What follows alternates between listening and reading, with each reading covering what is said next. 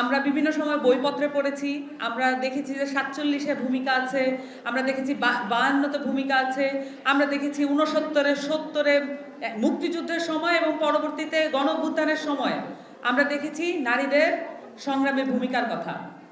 আমরা পড়েছি এগুলো এবং আমরা অনেকদিন দেখিনি নারীদেরকে সামনে। আমরা কয়েকজন নারীকে সামনে দেখেছি এবং তার মধ্যে শেখ হাসিনা নারীদেরকে রাজনীতিতে যেভাবে নিয়ে আসার কথা, সেই পোর্ট্রেটটাকে, সেই দৃশ্যপটটাকে পুরোপুরি কলুষিত করেছে শেখ হাসিনা। এবং শেখ হাসিনার কারণে মেয়েরা আর কোনোদিন রাজনীতিতে আসবে, তার যে পোর্ট্রেচার, তার যে ভূমিকা, তার যে দৃশ্যায়ন, এই দৃশ্যায়নের কারণে মেয়েরা আর কোনোদিন মনে করে নাই যে মেয়েদেরকে রাজনীতিতে এগিয়ে আসতে হবে।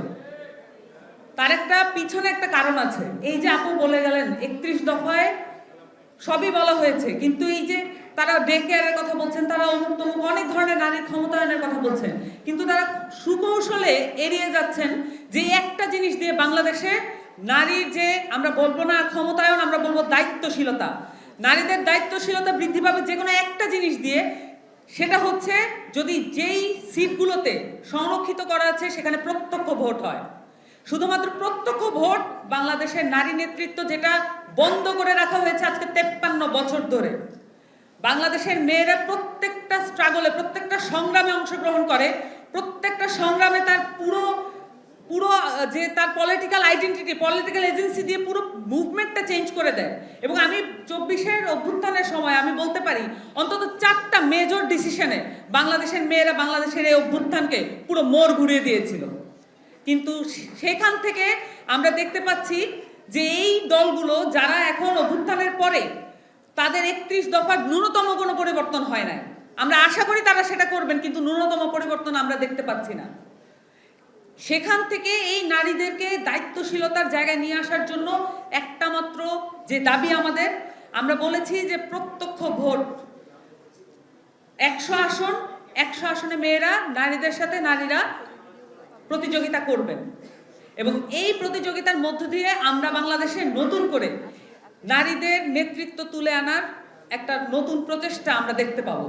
এবং অলরেডি বাংলাদেশের এই 24-এর ছাত্র জনতার অভ্যুত্থান, নারীদের অংশগ্রহণের মধ্য দিয়ে ছাত্র জনতার এই অভ্যুত্থান বাংলাদেশের রাজনীতির পট পরিবর্তন করে ফেলেছে। শুধু সেটা উপলব্ধি করতে পারছে না রাজনৈতিক বিভিন্ন দলগুলো। এবং এখানে বাংলাদেশের নারীদেরকে সামনের সারিতে রাখা ছাড়া, নারীদেরকে সিদ্ধান্ত গ্রহণের ভূমিকা রাখা ছাড়া আর কোনো রাজনৈতিক দল ফাংশন করতে পারবে না। আর কোনো রাজনৈতিক দলের পক্ষে এটা অ্যাচিভ করা সম্ভব হবে না যে তারা নারীদেরকে সামনে রাখা ছাড়া, তাদেরকে সিদ্ধান্ত গ্রহণের ক্ষমতা দেওয়া ছাড়া তারা আর কোনোদিন জনগুরুত্বপূর্ণ, জনপ্রিয় হওয়ার কোনো সুযোগ আর তাদের মধ্যে নাই। এটা বাংলাদেশে এই পরিবর্তন ঘটে গিয়েছে। এই ছাত্র জনতার অভ্যুত্থানের মধ্য দিয়ে এই পরিবর্তন বাংলাদেশের মেয়েরা ঘটাতে পেরেছে।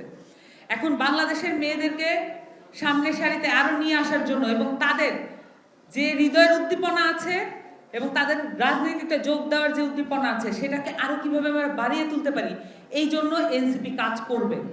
এবং এনসিপির সুনির্দিষ্ট কিছু পরিকল্পনা আছে। প্রধানত আপনারা দেখবেন নারীরা কেন আন্দোলনে কমফোর্ট ফিল করেছে, আন্দোলনে তাদের সিকিউরিটি কেন বেশি ছিল, কেন এখন রাজনীতিতে সেটা কম। কারণ বাংলাদেশের রাজনীতির যেই পটভূমি যেটা আছে, সেটা কোনো ব্যক্তির জন্য, কোনো আত্মসম্মান মর্যাদা নিয়ে বাঁচা ব্যক্তির জন্য রাজনীতি করার জন্য এই পট পরিবর্তন, মানে এই পটভূমি সেই জন্য নয়। একজন মানুষ যার মধ্যবিত্ত ফ্যামিলি থেকেও, নিম্নবিত্ত ফ্যামিলি থেকেও তারা রাজনীতিতে উঠে আসবে, তার জন্য এই বাংলাদেশের রাজনৈতিক সংস্কৃতি নয়। এটাকে পরিবর্তন করতে হবে। বিশেষত মেয়েদের ক্ষেত্রে এটা আপনারা বিশেষভাবে লক্ষ্য করবেন, কারণ আন্দোলনে গুলি চলেছে, আন্দোলনে মেয়েরা শহীদ হয়েছে, কিন্তু তারা ভয় পায় নাই যে এখানে তার অ্যাসাল্ট হবে, এখানে তার মর্যাদাহানি হবে, এই ভয় তারা পায় নাই, কারণ এই সুযোগ ছিল না। কিন্তু বাংলাদেশের রাজনৈতিক সংস্কৃতিতে এই মুহূর্তেও সেই সুযোগটা রয়ে গিয়েছে। এবং এই সুযোগটা তৈরি হয় কারণ বাংলাদেশের রাজনৈতিক সংস্কৃতি এখনো টাকা নির্ভর, অর্থ নির্ভর এবং ক্ষমতা নির্ভর। এই যে রুলস অফ দ্য গেম, এইটা আমাদেরকে পরিবর্তন করতে হবে। বাংলাদেশের তরুণরা তারুণ্য নির্ভর যে রাজনীতি বাংলাদেশে নিয়ে এসেছে এই 24শে গণঅভ্যুত্থানের পরে আমরা rules of the game change করে ফেলেছি। আমরা বাংলাদেশে মেধা নির্ভর এবং যোগ্যতা ভিত্তিক রাজনীতির পট পরিবর্তন আমরা করেছি এবং আর কোনোদিন পুরনো যে রাজনৈতিক ধারা সংস্কৃতির ধারা এটা আমরা আর ফেরত আসতে দেব না এবং এটার মধ্যে দিয়ে বাংলাদেশের নারীরা এখন নতুন সুযোগটা পাবেন। রাজনৈতিক যে সংস্কৃতি যে আনকমফোর্ট জোন আছে সেইটাকে ভেঙে দিয়ে আমরা নতুন যে সংস্কৃতি সেটাকে আমরা প্রমোট করছি এবং আমরা সেটার জন্যই কাজ করছি এবং আমাদের এই রাজনৈতিক সংস্কৃতির মধ্য দিয়ে আমরা নতুন যে পথ চলা শুরু করেছি সেটার মধ্য দিয়ে নারীরা রাজনীতিতে সেই কমফোর্ট জোন পাবেন এবং এনসিপি সেটার জন্য কাজ করবে। আমরা আমাদের যে যুব উইং আছে, আমাদের যে ছাত্ররা আছে তাদের মধ্যে বেশি বেশি করে নারীদের অংশগ্রহণ নিশ্চিত করার জন্য বারংবার আমরা এটা এমফাসাইজ করেছি। সামনে ভবিষ্যতে আমরা আরও করব। বিশেষত প্রত্যেকটা ফোরামের যে মূল ফোরাম থাকবে সেই মূল ফোরামে বেশিরভাগ যাতে নারী নেতৃত্ব উঠে আসে সেটা নিশ্চিত করতে পারতে হবে এবং এই জন্য আপনারা যারা পুরুষ সহযোদ্ধারা আছেন আপনাদেরকে অবশ্যই গুরুত্বপূর্ণ ভূমিকা পালন করতে হবে এবং সামনের দিনের যে পথ চলা আছে, সামনের দিনে যে রাজনীতি আছে সেই রাজনীতিতে আমরা নারীদেরকে যত বেশি ফ্যাসিলিটেট করতে পারবো, যত বেশি আমরা তাদেরকে সাহস দিতে পারবো যে আপনারা আসেন, তাতে করে একমাত্র আমরা অভ্যুত্থানের যে ক্রাইটেরিয়া সেটা মিট করতে পারবো। কারণ অনেক শহীদের মায়েরা আছেন যাদের মুখের দিকে তাকিয়ে আমাদেরকে বলতে পারতে হবে যে আমরা নতুন রাজনীতি করছি এবং এই মায়েদের কাছেই, এই বোনেদের, শহীদের যারা বোনরা আছেন তাদের কাছে একমাত্র আমাদের ম্যান্ডেট আছে, আমাদের পরবর্তী রাজনীতির ম্যান্ডেট আছে এবং এটা আমাদেরকে ভুলে গেলে চলবে না।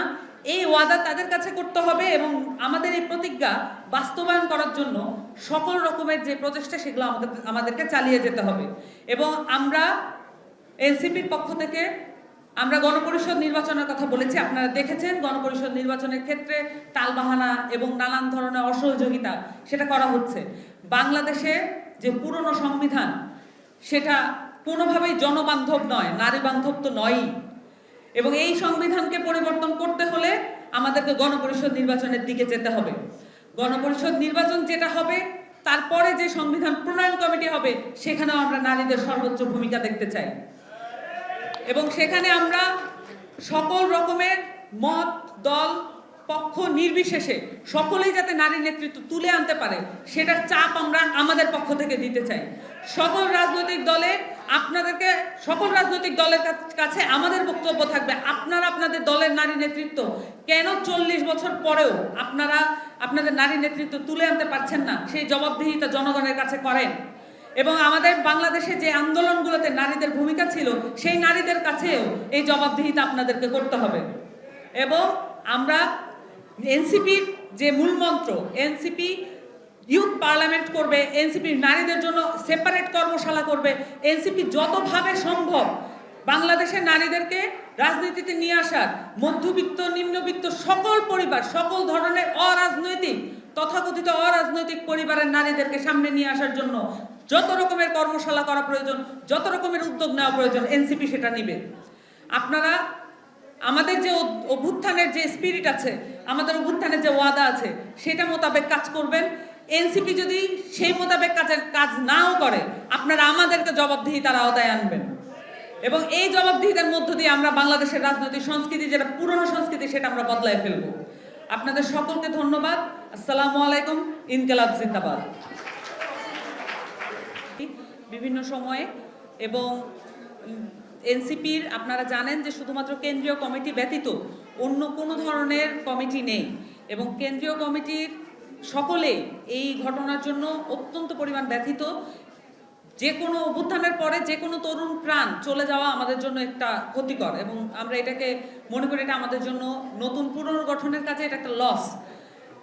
কিন্তু আমরা আশা করব বাংলাদেশে আইন শৃঙ্খলা বাহিনীকে তার কনফিডেন্স ফেরত পেতে সাহায্য করছে বাংলাদেশের জনগণ, কিন্তু তারা যদি যারা অপরাধী আছে তাদেরকে ধরতে কোনোভাবে ডিলে করেন, কোনোভাবে বিলম্ব করেন, এটা তাদেরকে বারংবার শুধু প্রশ্নবিদ্ধই করবে।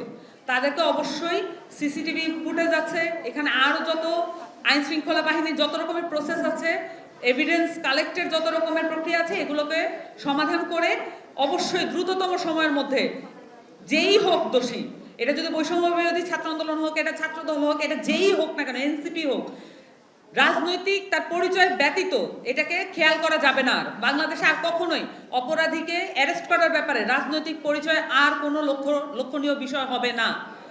এইটা বাংলাদেশের সংস্কৃতিতে পরিবর্তন হয়ে গেছে। যেই হোক দ্রুততম সময়ের মধ্যে গ্রেফতার করতে হবে। আর কোনো তরুণ প্রাণ আমরা এভাবে চলে যেতে দিতে পারি না। এবং আমাদের বাংলাদেশের রাজনৈতিক সংস্কৃতি এই কারণেই পরিবর্তন হওয়া প্রয়োজন। আমরা বারবার বলছি, সব ধরনের রাজনৈতিক দলদেরকে আমরা আহ্বান জানাচ্ছি, আমাদের দেশে কোনোদিনও শান্তিপূর্ণ পাওয়ার ট্রান্সফার হয় নাই এবং আপনারা দ্রুত আপনাদের রাজনৈতিক কালচার এটাকে চেঞ্জ করেন। এটা যদি চেঞ্জ না করেন, সামনের যে নির্বাচন সেখানে আবারও হতাহত হবে, আপনাদের কর্মীরাই মারা যাবে। আপনারা এই জায়গাটা চেঞ্জ করেন, যাতে করে বাংলাদেশের যে কোনো নির্বাচনে আমরা ডেমোক্রেটিক ওয়েতে, গণতান্ত্রিক উপায়ে আমরা যাতে পাওয়ার ট্রান্সফার করতে পারি এবং হানাহানির রাজনীতি আর বাংলাদেশে যাতে না থাকে। আপনাদের সকলকে ধন্যবাদ।